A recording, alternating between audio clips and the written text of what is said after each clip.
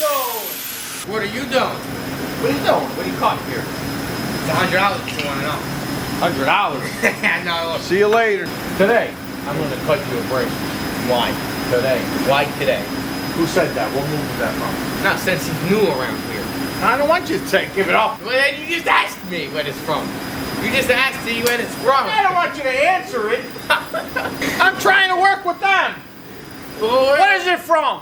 What is it from? He became a comedian overnight. Alright. I got a buddy down the street with his garage, and his garage has like an attic on top, so it's like a 2-floor setup. Put stuff up there and all that. The problem is floor flexes. So I put a ladder, I went to go look, and he has these 2x6s going across that reinforced floor. Yeah. But for some reason, there's a gap on top of the floor.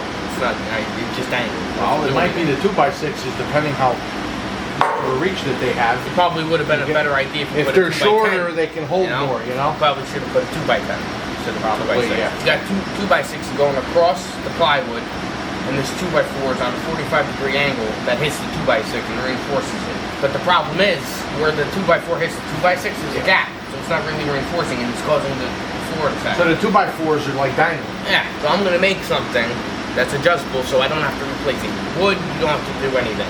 It's a quick fix. Yeah, what are you going to do? Knock the whole thing down to change a couple pieces That's of wood? what I'm saying. All right. Wait, I'm going to try to do it. Here, like. Alright, show me what you got. Alright. Knock it out.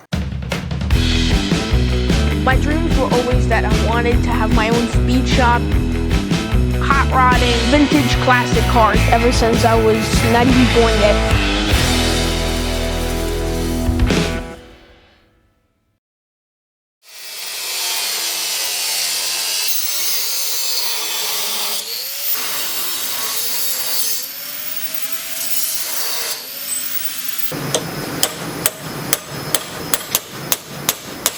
Okay, now we're going to drill these holes all the same size.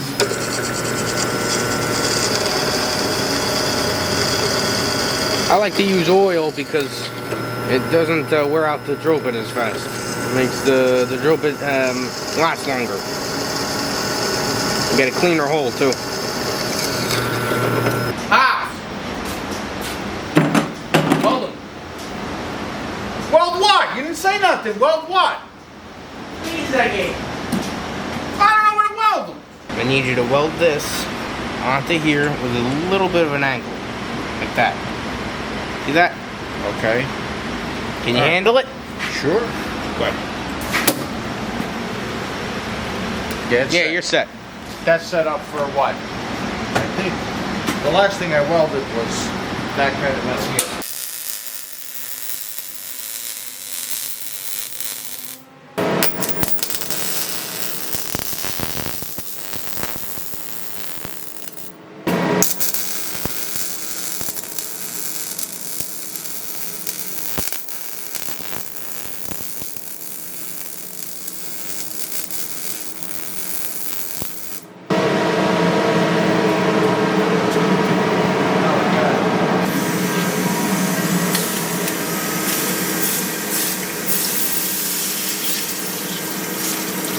Che bella!